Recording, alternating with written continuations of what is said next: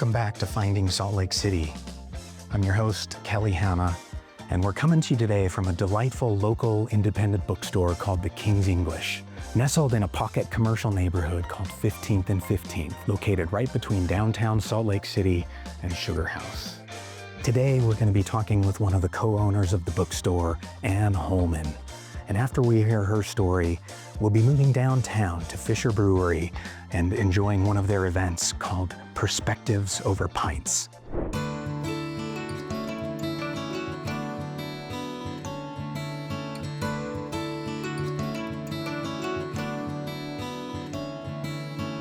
Hey, Anne. Hi, Kelly.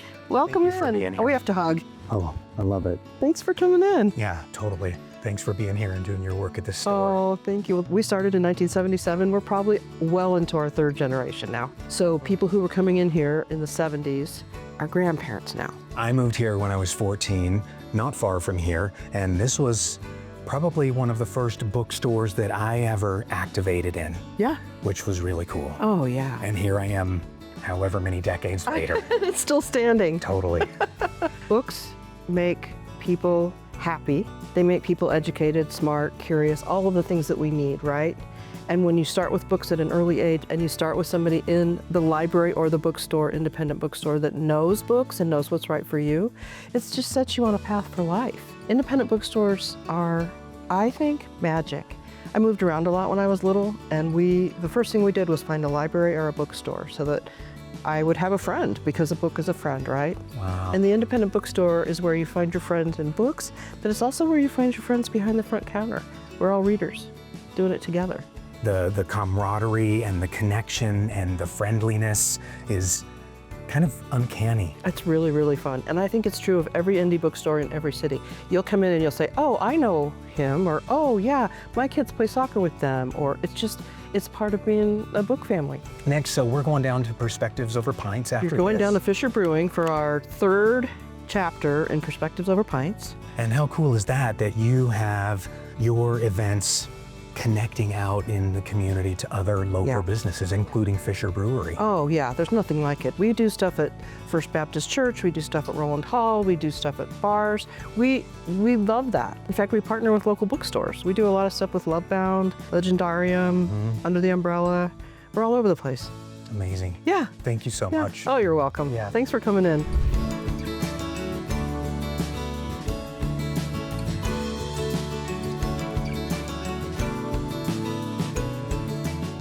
And here we are downtown at Fisher Brewery, where King's English has partnered with another local independent bookstore, Books and Supply.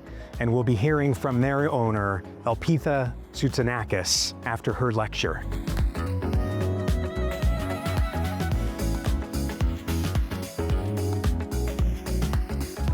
But that actually we share more things in common than we often give credit for.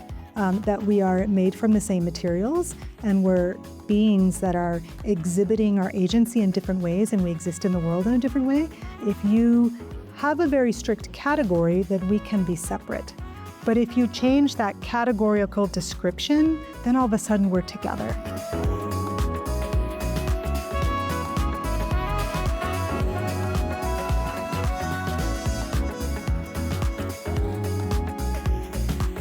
This was so amazing to hear your lecture. Thank you. One of the things that really struck me was the conversation, the idea about obligation to the land and obligation to community. Can you share a little bit more about that? Yeah, I mean, I think community is so important right now when a lot of the problems that I think we see in the world come back to and stem from this idea of individualism, right? That we are individuals and we only have to watch out for ourselves. I think actually being in community and caring for each other is going to take us a long way to the kinds of worlds that we want to imagine. Community is not just a chosen group of people that all have the same interests and the same activities and look the same and want the same things as you. Communities are messy. We have to find a way to be in community with people who are going to disagree, they're not going to want the same thing. Part of having that ethos of care, I guess you could say, is having an obligation to someone and seeing that as a positive thing and as an opportunity.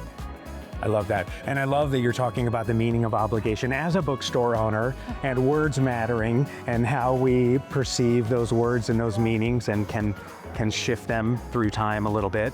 Well, thank you for opening your store. Relatively new, right? Brand new. We just opened in November. I'm excited to come see you at your store. Please do. And thanks for being here.